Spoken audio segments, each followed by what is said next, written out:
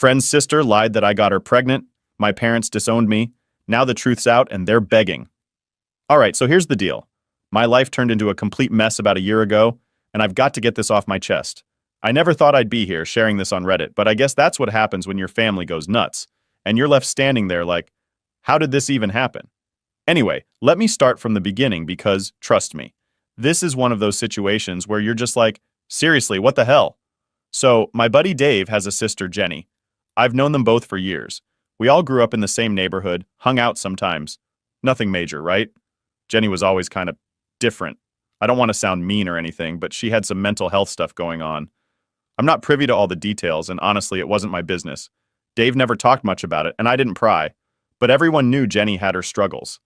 Anyway, about a year ago, out of nowhere, Jenny hits me up and says she's pregnant. Okay, cool, right? Except for one tiny detail. She tells me I'm the dad. And at that moment, I swear, my brain just short-circuited. I was like, wait, what? Now let me be crystal clear about this. I've never even hugged Jenny, let alone been, intimate with her. Not even once. So, for her to come at me with this wild accusation, I couldn't even process it. I told her straight up, Jenny, I don't know what you're talking about, but there's no way I'm the father. We've never been close like that. And she just kept saying it over and over again, like somehow I was going to magically remember a night that never happened. It was bizarre, to say the least. I tried to stay calm, thinking maybe this was part of her mental health struggles or something, but deep down I was freaking out.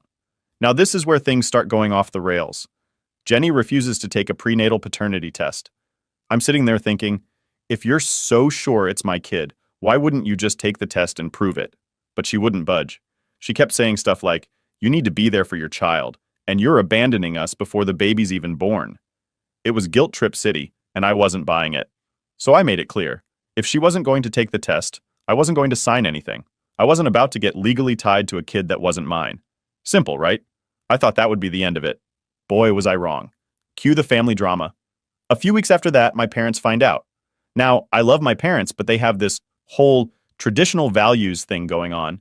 And the second they hear about the situation, they lose it. Like, completely lose it. They're calling me names, saying I'm a deadbeat and a disgrace. And I'm just standing there trying to get a word in, but they're not listening. I told them, Mom, Dad, this isn't my kid. Jenny's just making stuff up. But they weren't having it. It's like, once they got it in their heads that I was responsible for this baby, they couldn't shake it. There were a lot of nasty arguments after that. Things were said that I probably can't take back. And honestly, I'm still mad about it.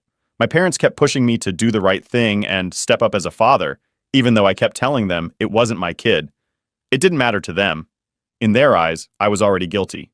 They said they didn't raise me to be some kind of deadbeat, and they couldn't believe I would deny my own child. Here's where things get even crazier. I wasn't even in the same state when Jenny would have gotten pregnant. That's right, she was staying at a friend's place for an entire month when she supposedly conceived. I brought this up to my parents, and they just brushed it off. People make mistakes, they said. Yeah, well, this wasn't just a mistake. This was a full-blown accusation that could wreck my life. Fast forward to about 6 months into Jenny's pregnancy. By this point, the whole family has turned against me. Every family dinner, every phone call, every text, it's all about how I need to man up and take responsibility for this baby. I was losing my mind. It was like I was in some nightmare, and no matter what I said or did, nobody believed me. My friends were mostly on my side, thankfully, but even a couple of them started questioning things like, are you sure, man? Maybe you don't remember something? Finally, my parents dropped the ultimate bomb on me. If I don't step up and act like a father, they're cutting me out of their lives, disowning me, kicking me to the curb. At first, I thought they were bluffing, but nope, they were dead serious. They told me flat out that if I didn't go along with this, I was no longer welcome in the family. And sure enough, when I didn't cave, they disowned me. Let me tell you, that hurt. I was pissed off, confused, and just plain hurt. These were the people who raised me, who were supposed to have my back, and they chose to believe someone else over me. My own family threw me out like I didn't matter. It was brutal. Things got even weirder after the baby was born. My mom was there at the hospital playing the role of proud grandma. I didn't even know until later. Jenny still wouldn't take the paternity test, so I had to go through some legal stuff to get it done. When the results came in, guess what? Not my kid. 0% chance I was the father. And as soon as I got that paper in my hand, I felt this wave of relief and anger all at once. I sent the results to my parents thinking, Finally, they'll see the truth. They'll realize they were wrong and everything will go back to normal. Nope. Instead, they started blowing up my phone with apologies, offers of money, and begging me to forgive them. My dad even sent me a few $100 in the mail like that was going to fix things. But here's the thing, I kept the money. Yeah, I took it. I felt like they owed me for all the crap they put me through. But forgive them? No way. I made it clear that if they were willing to disown me over something like this, I wasn't going to risk opening myself up to that kind of betrayal again. Most of my friends were on my side, but a few, along with my therapist, started saying things like, maybe you should give them another chance. They're your parents after all. And I get it. I really do. But how do you just forgive someone who was ready to throw you away so easily? How do you trust someone who believed a lie over their own child? That's where I'm at now. Stuck between knowing I did nothing wrong and wondering if I should even bother trying to fix things with my family. But every time I think about it, I remember how quickly they turned on me, and I can't shake the feeling that they failed me when I needed them the most. All right, so after everything that went down with my parents and Jenny's baby drama, you'd think things would calm down, right? Nope. Life had other plans for me. If anything, the whole mess just kept spiraling. You'd think proving I wasn't the dad would have been the end of it, but man, I wish it was that simple. Turns out, when people don't want to admit they messed up, they'll do anything to avoid taking responsibility. So, after the paternity test results came in and confirmed I wasn't the father, I thought, all right, now my parents will realize they were wrong and maybe things can get back to normal. But instead of the relief I was expecting, things got way more complicated. First off, Jenny completely lost it. She started spreading rumors around town that I had faked the test or somehow tampered with it. Yeah, you read that right. In her mind, I had somehow convinced a whole lab to rig the results in my favor. Like, how would I even do that? I'm just a regular guy.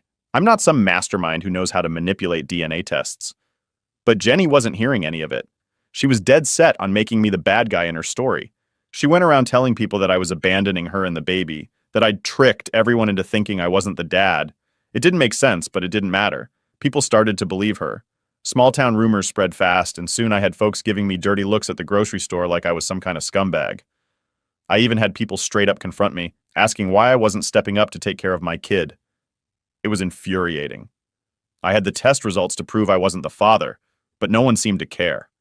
Jenny was out there playing the victim, and I was getting blamed for something I had no part in. I'd never felt so helpless in my life. It's one thing when your family turns on you, but when the whole town starts thinking you're the bad guy, that hits different. And my parents? Well, they were still trying to play nice, but it was clear they didn't know how to handle the situation either. My mom kept calling, leaving these long emotional voicemails about how she just wanted her family back together. She didn't even address what had happened. She just wanted to sweep everything under the rug like nothing had ever gone down. She even suggested I come over for dinner, like that was going to magically fix all the damage they'd done. It wasn't just awkward, it was insulting. After everything they put me through, they thought a few family dinners and some fake smiles would make it all okay. No apology, no acknowledgement of how badly they messed up. Just, let's move on. It was like they didn't even realize how much trust they had shattered. And that's the thing. Once trust is broken like that, it's not something you can just patch up with a meal and a hug. It takes real work, real effort to rebuild, and they weren't even willing to admit they were wrong. The kicker came when my dad tried to bribe me. He straight up sent me an email offering to buy me a new car if I would come back to the family. Like, what? They think they can just buy my forgiveness? It was so out of touch with reality that I didn't even know how to respond. I just stared at the email for a while, trying to figure out if this was some kind of sick joke. But nope, my dad was serious. I didn't respond. I couldn't. What do you even say to something like that? They didn't care about fixing things the right way. They just wanted me back in their lives because it was convenient for them. And the fact that they thought throwing money at me would solve everything, it made me realize how little they actually understood what they'd done. But the worst part came later, when I found out Jenny had started reaching out to people I knew, trying to drag them into her drama. She even contacted my ex-girlfriend, Samantha, and tried to convince her that I was this terrible person who had abandoned his kid. Sam and I hadn't spoken in years, but out of the blue, I get a text from her saying, "We need to talk." At first, I had no idea what she was talking about, but when she explained that Jenny had been messaging her, trying to stir up old drama, I just about lost it. I called Jenny and told her to stop. I was done with the games, done with the lies, and I wasn't going to let her drag my friends and exes into her mess. But she just laughed and hung up on me. It was like talking to a wall. She was so wrapped up in her fantasy world that nothing I said would get through to her. At this point, I was seriously considering getting a lawyer involved. I didn't want to take it that far, but what choice did I have? Jenny was out here ruining my reputation. My parents were enabling her behavior, and I felt like I had no one in my corner. My closest friends supported me, sure, but even they didn't know the full extent of how bad things had gotten. Eventually, I had to make a decision. I couldn't keep living in this constant state of stress, waiting for the next rumor to pop up or the next crazy accusation to come my way. I decided to cut ties completely, not just with Jenny, but with my parents too. It wasn't easy. It sucked, actually, but I knew I couldn't keep letting them drag me down. I wrote my parents a long email explaining everything, how I felt betrayed, how they had failed me, how I couldn't trust them anymore. I didn't sugarcoat anything. I told them straight up that I wasn't ready to forgive them, and I didn't know if I ever would be. I told them that if they wanted any chance at a relationship with me in the future, they'd have to start by actually apologizing and taking responsibility for their actions. No more pretending everything was fine, no more sweeping things under the rug. As for Jenny, I blocked her on everything. I couldn't deal with her manipulations anymore. She wasn't my problem, and I wasn't going to let her keep dragging me into her mess. I even had to tell Dave, her brother, that I couldn't be around his family for a while. That was tough because Dave's always been a good friend, but I had to put my own well-being first. It's been a few months since I cut them off, and honestly, it's been a relief. Sure, there are days when I feel guilty or second-guess myself, but overall, I know I made the right call. Sometimes you have to walk away, even when it's hard. And yeah, it's messy and complicated, but at least now I'm not constantly looking over my shoulder, waiting for the next disaster to hit. I can finally breathe again. But man, if you told me a year ago that this is where I'd end up, I never would have believed you. Life's funny like that, I guess. Update 1. Alright, so here's where things get even weirder. I thought cutting ties with Jenny and my parents would be the end of the chaos. Like I figured once I removed them from my life, everything would calm down and I could move on. But of course, things don't work out that easily. Cutting them off? That was just the beginning of a whole new mess. A couple of weeks after I sent that email to my parents and blocked Jenny, I get this unexpected message from an old high school friend, Mike. We hadn't talked in years, but out of nowhere, he's asking if I'm doing okay. At first I'm thinking, okay, that's random, but then he tells me that my parents reached out to him. Now Mike and I weren't even that close back in the day, so for my parents to contact him, that was a huge red flag. Apparently they'd been going around trying to get people to talk to me on their behalf. I'm talking old friends, distant relatives, even people I barely know. They were telling everyone that I was in a bad place and that they were worried about me. It was like they were trying to make me seem like the one who was unstable. And the worst part? They were framing the whole thing as if I was the one who needed to apologize for cutting them off. Mike was cool about it. He knew something was up and wanted to give me a heads up, but it didn't stop there. Over the next few days, I started getting messages from all sorts of people. People I hadn't spoken to in years. People I'd only met a few times. They were all saying the same thing. Your parents are really worried about you. Or, you should give them another chance. It was insane. They had somehow convinced all these people that I was the bad guy in this situation, that I had gone off the rails and needed to make amends. I couldn't believe it. Here I was, just trying to move on with my life, and my parents were out here doing a full-on PR campaign, trying to make me look like the villain. I felt like I was in some kind of weird alternate reality where nothing made sense. No matter how much I tried to stay away from the drama, it just kept finding its way back to me. The final straw came when they reached out to my boss. Yeah, you heard that right. My parents called my job. I don't even know how they got the number, but they somehow tracked down my boss's contact info and called the office, telling him they were concerned about me and that I wasn't in the right headspace. Can you imagine how humiliating that was? My boss pulled me into his office one day, looking all serious, and asked if everything was okay at home. I was stunned. I didn't even know what to say at first. Like, what do you say when your boss is asking if your parents think you've gone off the deep end?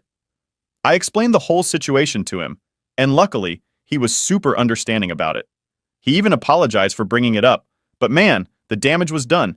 My own parents were out there trying to mess with my job now.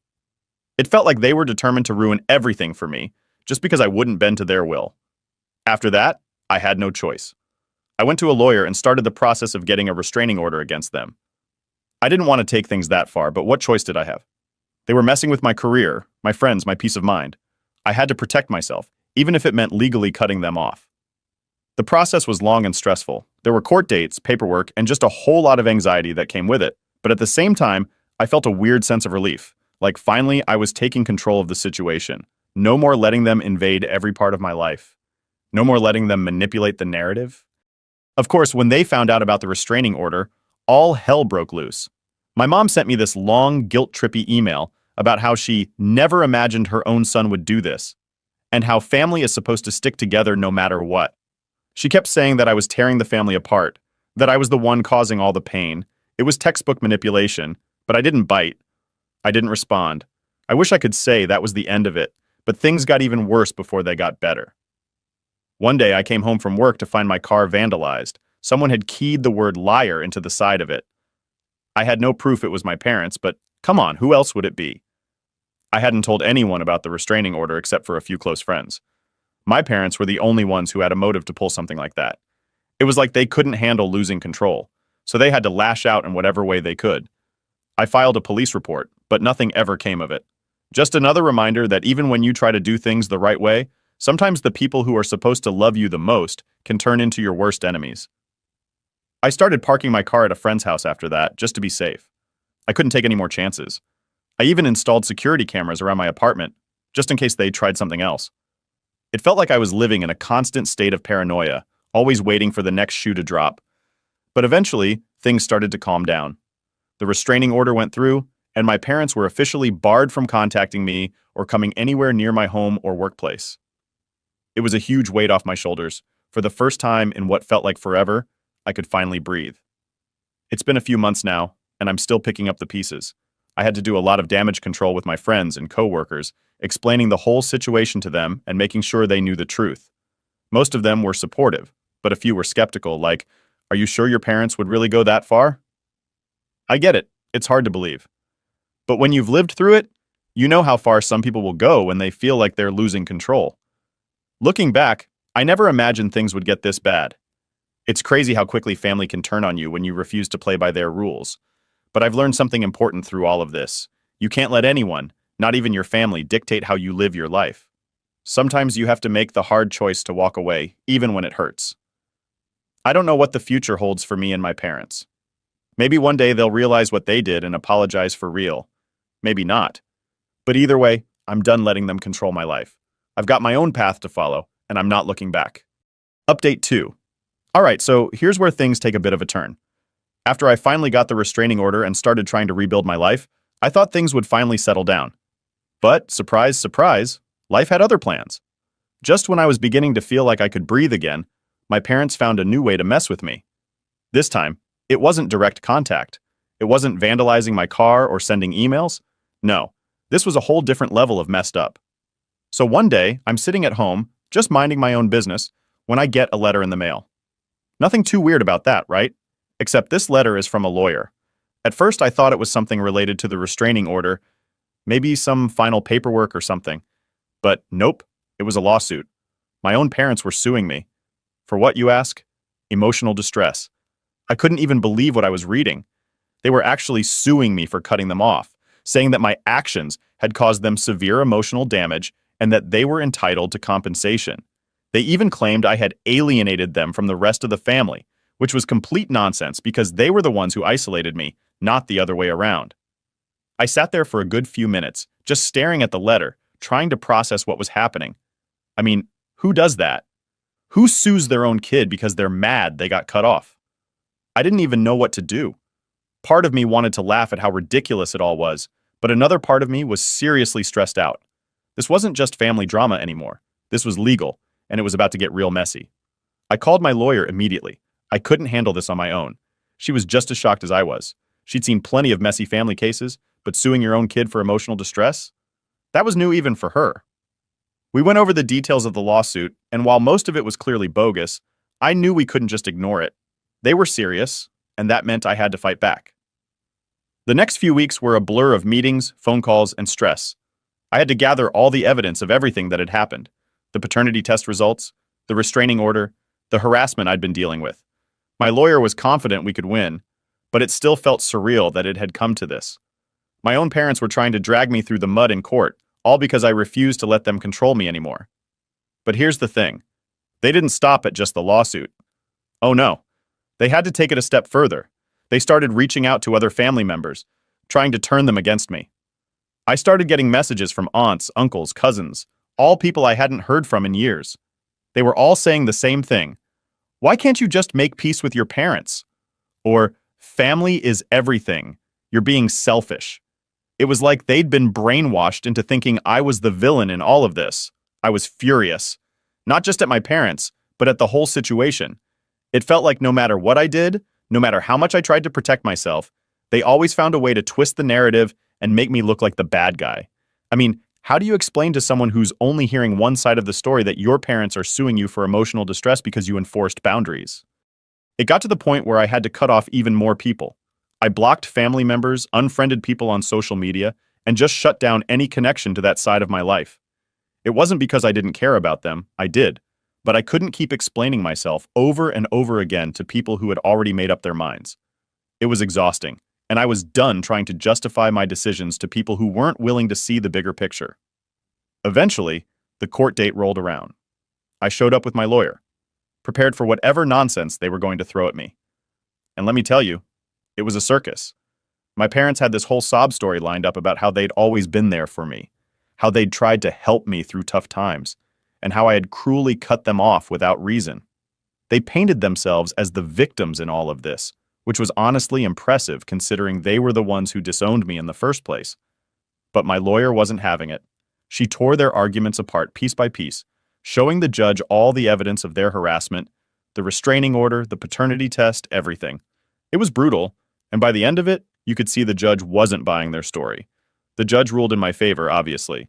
The lawsuit was thrown out, and my parents were ordered to pay my legal fees, which was a small victory in the grand scheme of things. But even though I won, it didn't feel like a victory. It felt like I had just barely escaped a nightmare, and there was still so much fallout to deal with. After the case, my parents tried one last-ditch effort to get back into my life.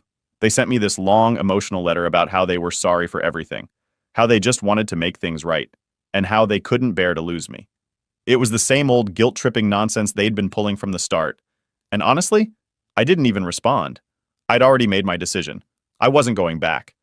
There's only so much someone can take before they have to walk away for good. And yeah, it hurt. Cutting off your family isn't easy, no matter how bad things get. But sometimes it's necessary for your own sanity. I couldn't keep letting them drag me into their chaos, no matter how much they claimed to love me. Their version of love was toxic, and I wasn't going to let it poison my life anymore. So, that's where I'm at now. The lawsuit's behind me, the restraining order's still in place, and I'm moving forward. It hasn't been easy, but I'm learning how to live without all the noise, without the constant stress of wondering when the next disaster is going to hit. For the first time in a long time, I feel like I have some control over my life. And that feels pretty damn good. I don't know what the future holds. Maybe one day things will change, maybe they won't. But right now I'm focusing on myself, on rebuilding the parts of my life that they tried to tear down. It's been a long road, but I'm finally starting to see the light at the end of the tunnel.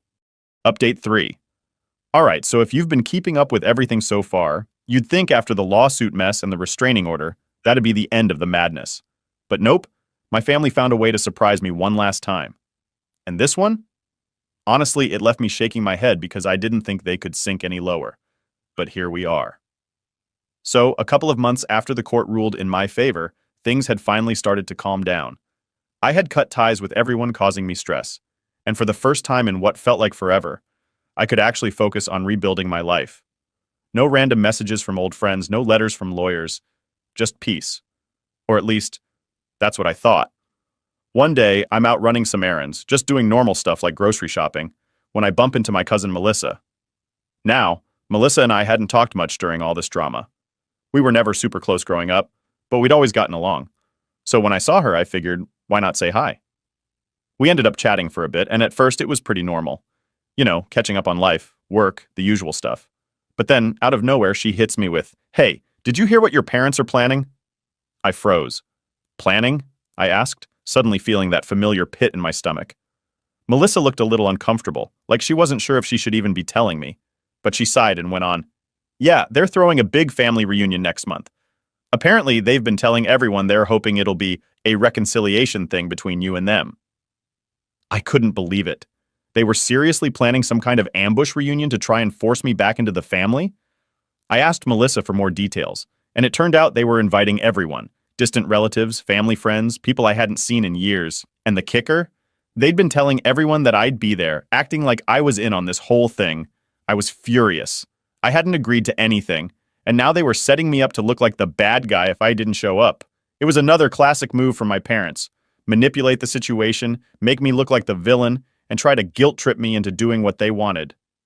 I thanked Melissa for letting me know and told her straight up that I wasn't going. She understood, but even she seemed a little torn, like she was buying into my parents' "we just want to fix things" narrative. I could see it in her face. She wanted me to go, to make things right. But after everything they'd done, there was no way I was walking into that trap. I went home that night and thought long and hard about what to do. I knew I wasn't going to the reunion, but part of me felt like I needed to say something. I couldn't just ignore this. So I decided to send one final message to my parents, laying everything out once and for all. The next morning, I sat down and wrote them an email. It wasn't long, but it was direct. I told them that I knew about the reunion and that I wasn't coming. I made it clear that I didn't want to be a part of any reconciliation that was being forced on me, especially not in front of a crowd of people. I told them that if they really cared about fixing things, they'd have to start by respecting my boundaries. And until they could do that, there was nothing more to talk about.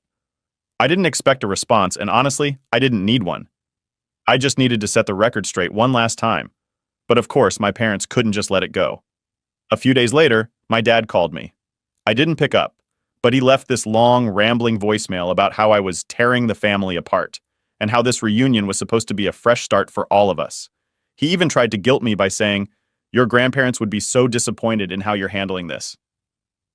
That voicemail hit me hard, not because I believed it, but because it reminded me of all the times my parents had used guilt and manipulation to get their way.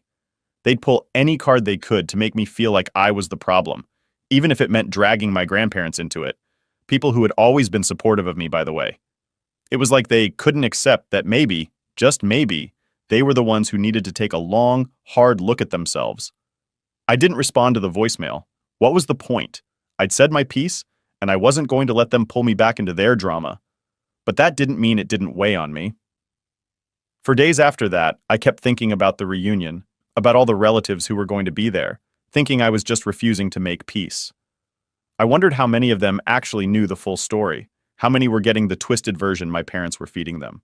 The reunion came and went, and I didn't hear a word from my parents afterward. I saw some photos on Facebook, happy faces, family hugs, the whole deal. My parents were smiling, acting like everything was fine, like they hadn't just spent the last year trying to destroy my life. It was weird, seeing them like that, pretending everything was perfect. But I guess that's what they were always good at, pretending. A few weeks later, I ran into Melissa again, and she told me the reunion had been awkward. Apparently, a lot of people had expected me to show up, and when I didn't, there were some uncomfortable conversations. My parents had tried to explain my absence, but from what Melissa said, it didn't go over well. A few relatives even started questioning why I wasn't there and why my parents hadn't been more honest about the whole situation. I guess not everyone was buying their story after all, and that, I guess, is where things stand now. I've managed to distance myself from the drama, but I know it's always lurking there, just beneath the surface. My parents will probably never admit they were wrong, and I've accepted that. I can't change them. But what I can do is protect myself, keep building my life without their influence, and focus on the people who actually care about me for real. It's been a long road, and I'm not gonna lie, it still hurts sometimes. Cutting off your family isn't easy, and there are days when I wonder if I did the right thing. But deep down, I know I had to. I had to choose myself, my mental health, and my own future over the toxic cycle they kept trying to drag me into. So yeah, that's the end of this wild ride. Maybe one day things will change, maybe they won't. But either way, I'm done letting my family control my life. I've got my own path to walk now, and for the first time in a long time, I'm walking it on my own terms.